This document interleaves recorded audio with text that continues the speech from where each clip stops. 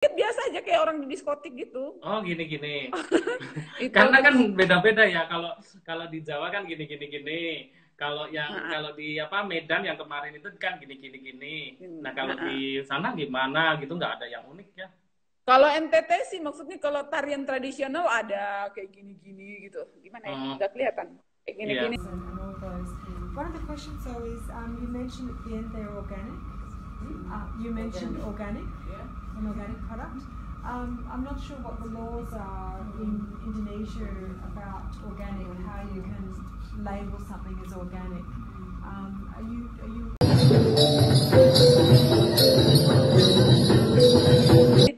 Tangannya dilebar-lebarin seperti tarian elang, iya. Oh, Seperti gini. elang tuh kalau kalau terbang kayak gitu. Tapi itu tarian tradisionalnya. Tapi kalau untuk joget-joget waktu acara pernikahan itu joget-joget biasa kayak kalau Mas Helmi itu diskotik gitu. Jadi bagi orang NTT itu biasa joget-joget kayak gitu. Jadi kalau ada acara adat kayak gitu ya wajib seperti itu. Ya, aduh, ah, aduh Ya kita ada. sama kali nggak bertemu, nggak bercanda-canda kita. Kok kita ngelantur kemana-mana ya? Iya, nggak kan berkaitan dengan Anda. Ngelantur banget sama Mbak. Nggak, aku masih terngiang-ngiang. Apa, babi kalau di sana nggak akan apa namanya nggak akan selamat. Aku masih Iya, terngiang-ngiang babi nggak maksudnya akan itu selamat. Itu kan jadi kayaknya ya makanan favorit.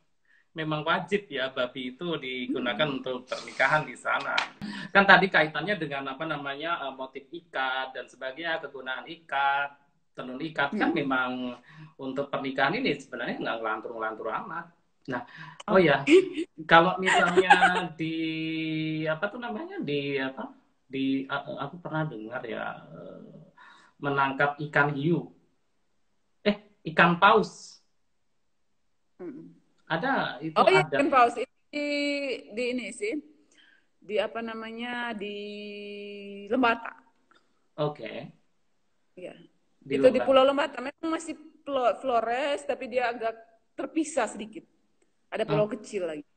Dia hanya satu kabupaten sih di situ Mas. iya. Hmm.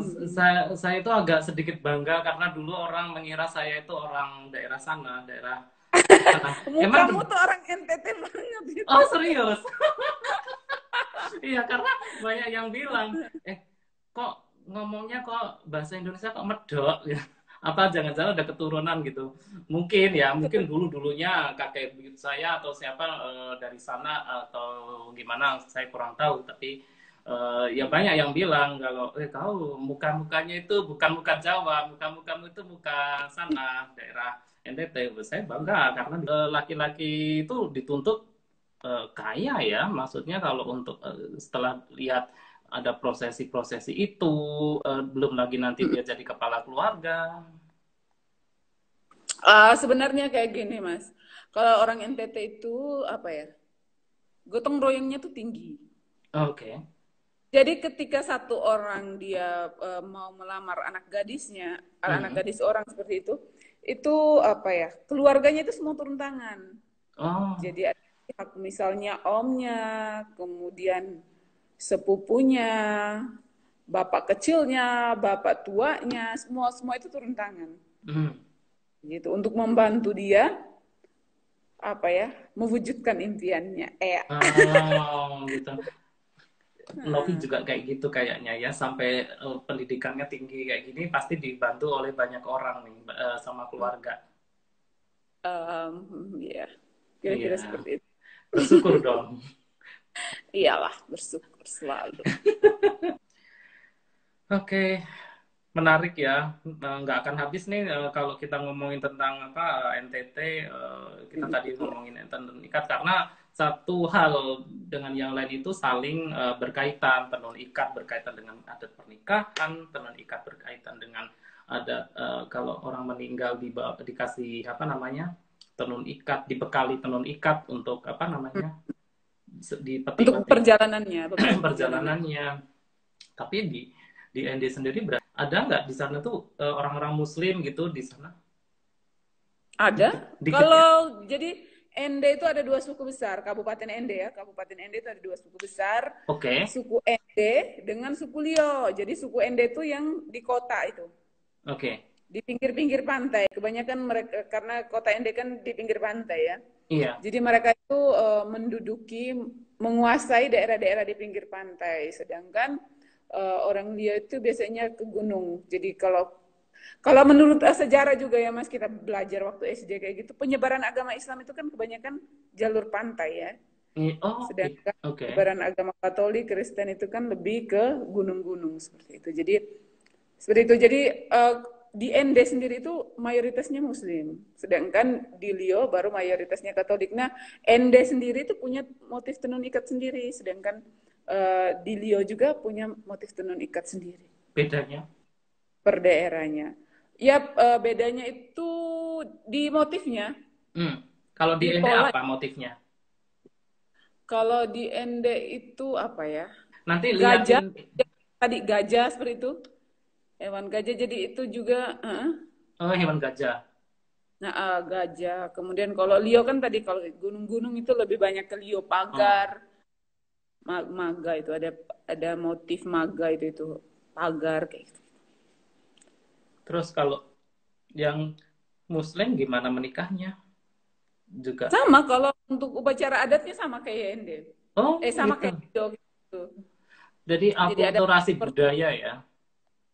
Antara Jadi agama menyesuaikan dengan budaya setempat. budaya. Oh, jadi yang mereka tadi dibilang itu tuh adat setempat. Iya. Agama apapun, tapi adatnya satu. Satu adat ya. Tetap menggunakan tenun ikat. Jadi kalau mereka menikah pun, mereka sebelum menikah di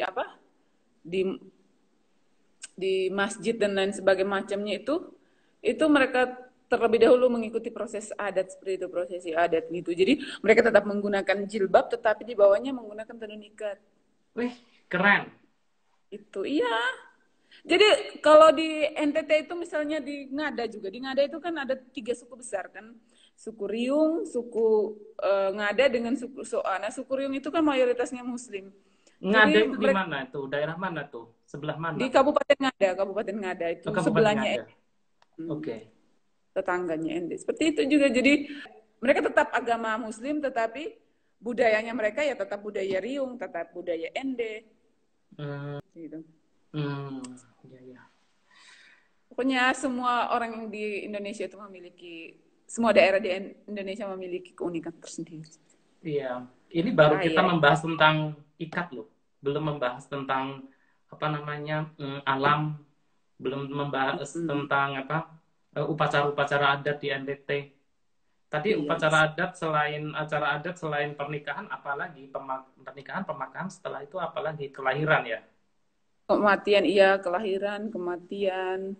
Berarti yang waktu tadi dibilang pas memandikan bayi itu artinya kalau dalam tradisi Kristen itu ada namanya pembaptisan, itu ya yang dibilang ya. Oke. Itu juga harus pakai tenun ikat. Enggak juga sih, dia kalau pembaptisan biasa aja sih pakai pakaian biasa. Cuma kan ada upacara adatnya waktu kelahiran, upacara syukurannya seperti itu. Itu biasanya ada. Tapi maksudnya itu tidak wajib kayak gitu. Kalau yang mau buat silakan buat. Tapi yang wajib itu adalah upacara sebelum panen dan setelah panen. Sebelum menanam. Itu sebelum menanam. Jadi kita meminta kepada kepada nenek moyang seperti itu, biar memberkati kita, memberkati tanah kita, agar ketika kita menanam nanti itu menghasilkan panen yang berlimpah ruas seperti itu. Kemudian setelah kita panen, itu kita mau mengucap syukur, itu kita juga melakukan upacara adat, itu namanya Mbama kalau daerah saya di daerah Endelio. Kalau upacara yang sebelum meminta berkat sebelum menanam itu namanya Po'o. Banyak. Jadi banyak upacaranya sebenarnya. Kalau nanam di sana banyak kan padi, terus singkong atau palawija gitu. Kalau zaman dulu waktu saya masih SD itu kita kebanyakan tanam padi ladang. Oh, padi jadi goko. Jadi sebelum musim ya. Iya, namanya padi ladang itu yang nggak memerlukan banyak air kan? Iya, jadi dia bukan di sawah, di ladang biasa kayak gitu kan. Eh, Kayak gitu. Jadi kebanyakan itu.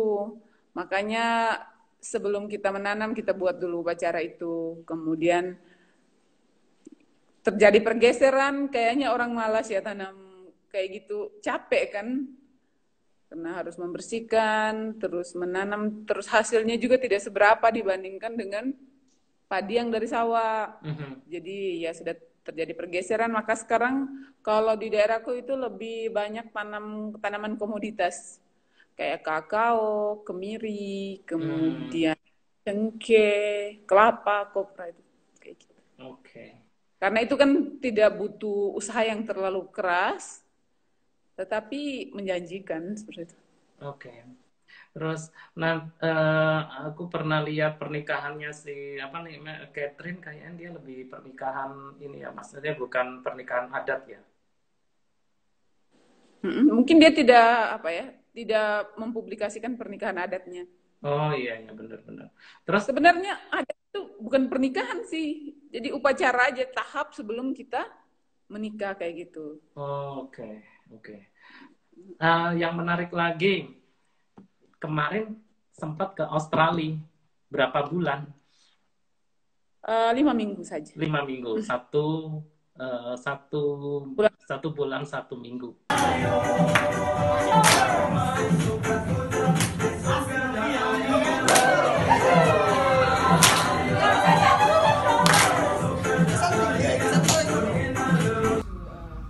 To goals, they are long term and short term.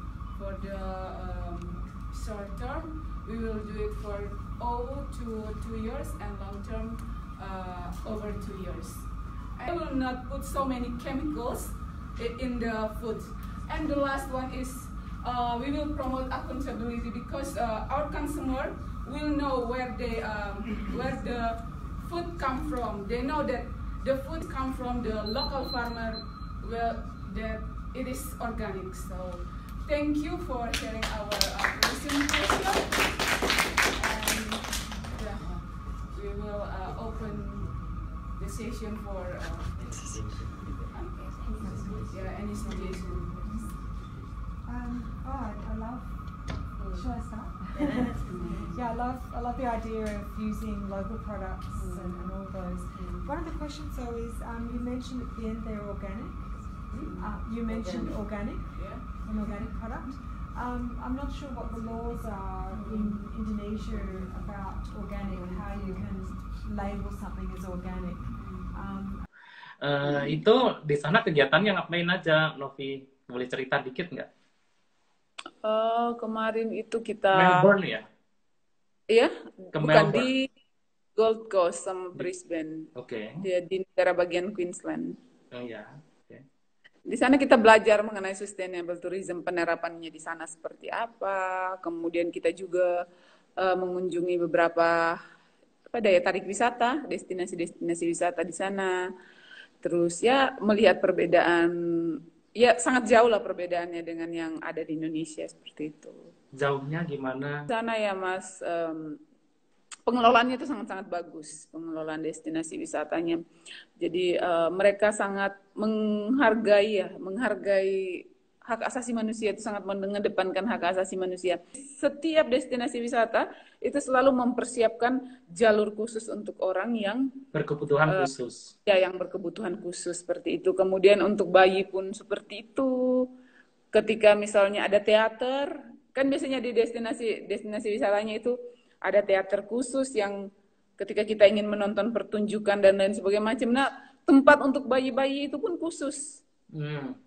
Jadi mereka sangat-sangat diistimewakan. Jadi ketika kalau kita sebagai orang-orang yang memiliki kebutuhan khusus dan berwisata ke sana, kita akan merasa sangat nyaman.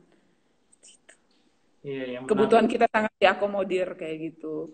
Kemudian yang menarik dari sana adalah Mas Helmi itu adalah volunteernya, kegiatan volunteernya. Jadi di sana orang-orang tua setelah masa pensiunnya itu mereka tidak tinggal diam di rumah. Mereka akan mencari aktivitas dengan menjadi volunteer atau sukarelawan di berbagai macam tempat. Nah, salah satunya itu adalah di destinasi-destinasi wisata. Jadi ketika kita ke sana, tidak heran kita akan sering menemui orang-orang tua yang dengan senang hati membantu kita untuk apa ya, ketika kita bertanya, kemudian tersesat, kemudian bertanya mengenai informasi, segala macam informasi mengenai destinasi itu, mereka akan dengan senang hati membantu kita seperti itu. Dan mereka, ya namanya juga sukarelawan ya, tidak dibayar.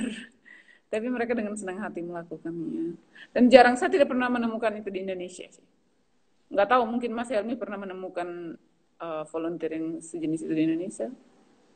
Volunteer kalau di Indonesia jarang sih saya menemukannya. Mungkin di daerah-daerah Jogja mereka biasanya yang melakukan penyuluhan tentang HIV/AIDS, membagi-bagikan alat-alat kontrasepsi, terus mengasih tahu, mengedukasi orang-orang bahwa penyebaran HIV/AIDS itu enggak ini. Tapi kalau untuk yang volunteer seperti itu ada sih lembaga, tapi di Jakarta ya namanya Rawinala. Jadi di sana itu kayak yayasan jadinya jatuhnya, bukan volunteer yang misalnya ada benar-benar volunteer ya. Iya, bukan volunteer yang kalau misalnya ada orang yang berkebutuhan khusus lagi mau nonton film, nonton apa terus bantuin, tuh nggak ada, kayaknya belum saya temuin. Tapi cuman kalau yayasan-yayasan itu kan banyak ya kalau di Indonesia. Cuman kan itu di satu tempat itu aja. Kalau itu menarik sekali, harusnya memang Indonesia harusnya seperti itu. Kalau di Prancis sendiri kemarin ini kan saya sempat ikut les bikin CV dalam bahasa Prancis, maksudnya dalam tradisi Prancis, cara bikin CV, surat lamaran kerja yang benar, itu volunteernya juga orang-orang tua gitu, orang-orang yang sudah tidak bekerja, difasilitasi oleh negara di satu tempat. Di situ orangnya membina gimana sih caranya untuk mendapatkan pekerjaan, gimana cara teknik untuk memberikan jawaban-jawaban yang tepat saat interview.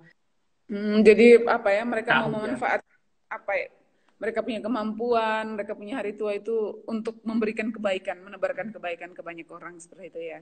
Iya. Selain itu ada kegiatan apa lagi di sana yang menarik di Queensland? Kemarin itu kita juga kayak dilatih untuk menjadi seorang barista, tapi memang waktunya sangat singkat, kayak untuk jadi barista itu 1 hari, kemudian belajar tentang standar kualitas makanan dan minuman yang baik itu seperti apa. Jadi memang benar-benar kita diberikan pengetahuan yang baru, insight yang baru mengenai hal-hal seperti itu.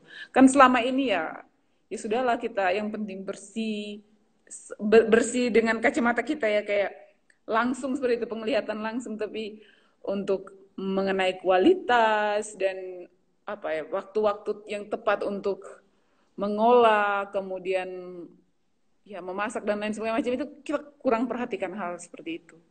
Sekarang ngajar di mana? Di Politeknik El Bajo, di Labuan Bajo, Politeknik. Oh gitu. Ya. Di El Bajo ya. Iya. Oke. Jadi sekarang di sini juga lagi gencar-gencarnya itu dengan super premium, wisata super premium. Jadi ya banyak hal yang harus dibenahi juga di sini kayak gitu. Oke. Wisata super premium itu seperti apa itu maksudnya? Jadi target wisatawan itu adalah orang wisatawan yang punya pendapatannya itu di atas rata-rata seperti itu. Jadi dari kalangan atas, sehingga fasilitas-fasilitas segala hal di sini mengenai produk pariwisata dan segala macamnya itu harus dibenahi. Dan sekarang itu bisa dilihat bahwa di Labuan Bajo ini, jika Mas Helmi langsung ke sini ya, dilihat itu pembangunan besar-besaran di sini. Iya. Jadi memang ya seperti itu. Dulu kan kita pas waktu mau ke Pulau Komodo aja sempat kaget, saya tuh kaget itu lihat Bandara Komodo itu besar sekali, maksudnya bagus sekali gitu, modern gitu. Dan ya benar, kalau misalnya sekarang tuh ada resort bahkan salah satu resort di Bali, Ayana Resort, dia bangun di pulau mana itu yang lupa aku namanya. Dia masih di Kota Labuan Bajo. Ya di sekitar situ ada makanya. Nah, tapi yang paling menarik itu malah justru apa cenderammatanya salah satunya yaitu kain ikat ya. Kain ikat itu Iya. akan tetap merupakan satu produk yang kalau saya bilang tenun ikat ini khasnya NTT. Betul sekali. Iya. Betul-betul HTT ya. Hmm. Kayak gitu. Bagus sih. Oke, Novi. Nah, kalau sekarang benar nih, udah benar-benar udah mau 1 jam. Saatnya eh, saya menutup. Novi, kalau saya boleh menyimpulkan dari kita ngobrol tadi kan dari ikat NTT ke adat pernikahan, ada pemakaman dan sebagainya. Terus ikat yang di Hermes itu memiliki kemiripan dengan ikat di daerah NTT tapi bukan di ND ya tadi ya dibilang. Menurut pendapatmu sendiri kira-kira pesan apa sebagai penutup? Oke. Jadi untuk kita sendiri orang Indonesia, khususnya orang NTT, kita untuk saat ini ya itu lebih mencintai budaya kita. Jadi kita harus menggunakan produk-produk tenun ikat itu yang asli. Jangan kita pakai yang dari pabrik. Jadi waktu itu saya pernah ke Jogja, ke Galleria Mall, dan saya menemukan bahwa di sana ada tenun ikat, motifnya NTT, tetapi setelah saya melihat, saya meraba dan menerawang kayak gitu, kok beda. Kayak di sana itu ikatnya itu tipis sekali, tidak seperti di NTT yang tebal dan maksudnya kelihatan sekali bahwa itu tuh tenun ikat yang benar-benar ditenun dan diikat, bukan yang berasal dari pabrik seperti itu. Oke.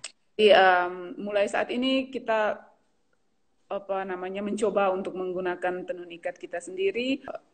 Ya, mulai mengenali lah, pelajari juga sejarah dari tenun ikat, kemudian motif-motifnya, agar ketika kita menggunakannya itu kita bisa menceritakan ke orang lain. Ketika orang bertanya, kita bisa menceritakan ke orang lain, dan kita memiliki kebanggaan tersendiri dengan menggunakan tenun ikat yang merupakan warisan budaya dari nenek moyang kita, seperti itu. Yang dimana mereka menciptakan tenun ikat itu bukan melalui proses yang mudah, tetapi prosesnya itu sangat panjang. Apa tuh namanya nggak terasa ya kita udah ngobrol 1 jam. Saya akhiri, selamat bertugas Ibu Novi Tani MD, SIP, Ya, Magister Pariwisata. lengkap mati Ya memang kan itu suatu apa namanya untuk mendapatkan gelar itu kan nggak mudah. Sampai jumpa Novi di lain waktu, mungkin kita akan ngobrol lebih banyak lagi. Oke, siap.